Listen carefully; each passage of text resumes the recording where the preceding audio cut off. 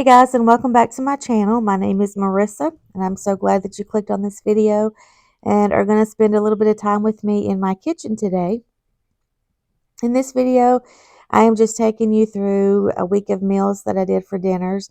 And this first one is crock-pot chicken and dumplings. I made it a little different than how I normally do because I had to use what I had on hand. It was time to go grocery shopping and hadn't done that yet. So I started by putting two frozen chicken breasts into my crock pot.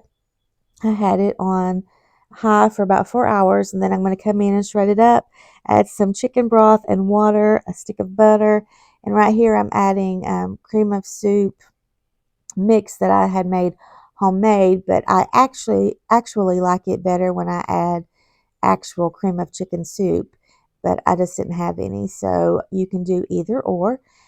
And then I'm going to add, season it with some salt and pepper. And then right here, I'm making my dumplings. I always make my dumplings with Bisquick and buttermilk and egg, but I didn't have any buttermilk, so I didn't even have milk. All I had was almond milk, so I used evaporated milk to make my dumplings. Just mix. I don't measure. I just kind of dump and go. And then I'm just going to mix the Bisquick, milk, and salt and pepper together, and then I'm going to use a cookie scoop and just dump it into the crock pot. You'll see here in a minute how all the dumplings float to the top, and so I'll put a lid on it, and you'll need to let it cook probably another at least 30 minutes to an hour, depending on the temperature of your crock pot, because the underneath will get good and done, but the tops won't. Then you can go back and check it and, but stir it up. It's very good. And then on this night, I was making shrimp and shrimp and broccoli hobo packs and some rice in my rice maker. I didn't use the recipe. I just kind of dumped what I thought sounded good. In the foil packs, I'm doing just some frozen shrimp, broccoli, butter, salt and pepper, and lemon wedges. Oh, sorry, I just hit my cat in the face. And a little bit of garlic, and I set it on the top rack in my grill because the shrimp is already cooked. I'm just trying to kind of get the froze off of it and infuse it with some of that lemon. And so once your rice is cooked, you can do any kind of rice you want: regular, long grain, white rice, brown rice, jasmine rice. Here I just kind of flavored it up with some chicken bouillon and a few other seasonings. And it was very good. The chicken had a very good lemon flavor. Make sure your family knows that in those foil packs, it is a lemon wedge, not yellow squash, like my husband did and ate a whole one. That wasn't pleasant for him. It was kind of funny for me. Anyway, this one was really good. And so you'll have to give it a try. Quick and easy. Quick and easy. Then this next night, again, quick and easy. I just threw my iron skillet into the oven while I was preheating the oven. Once it was preheated, I added a little olive oil to the bottom.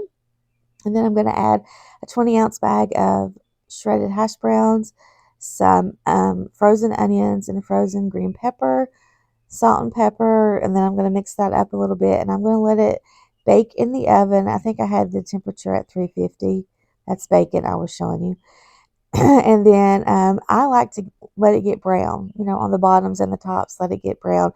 I'm going to mix it all up here in a little bit anyway, but I still like that brown color to it. And then I'm going to take some bacon I had frozen, and I'm going to lay it out on the sheet pan, and I'm going to bake it in the oven for about anywhere from, I think I had the oven still at 400, and bake it anywhere from 15 to 20 minutes. And it was perfectly cooked, and it was crispy and still had some chewy places on it.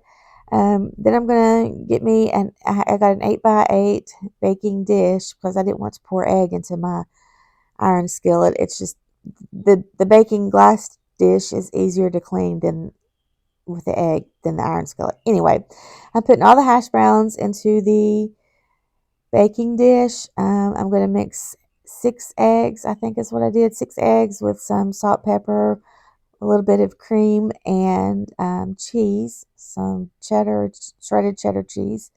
Mix all that up. I'm going to get the bacon into my hash browns. I'm going to cut them in and, make some bite-sized pieces of bacon. Add the egg mixture to it.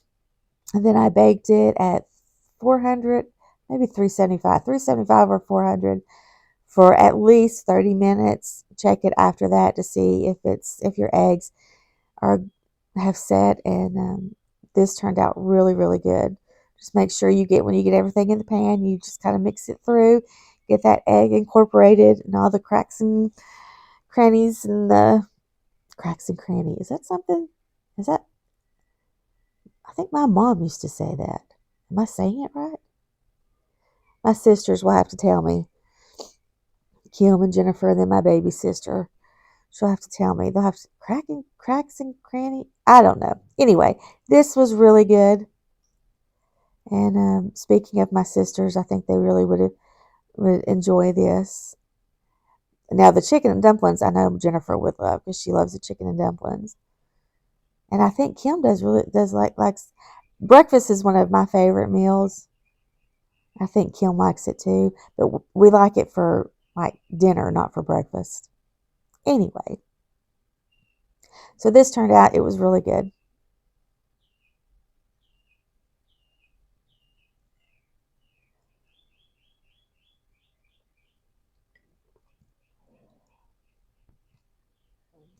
I don't like eating on camera, but my baby sister says I have to taste my food.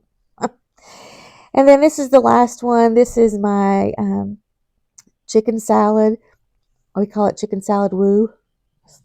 And I'm not showing you the baking process of my chicken because that is a secret. And I think that process is what makes my chicken salad taste as good as it does. But I'm going to bake the chicken and then I put it in my blender. You can do food processor, whatever you need, or, just shred it by hand. But I like the blender because it gets it into smaller chunks. And so I'm going to let that cool off while I make my grandbaby's lunch. She's having string cheese and cherries. She's so sweet. So I'm letting my chicken cool a little bit, and then I will chop up some celery and some red grapes.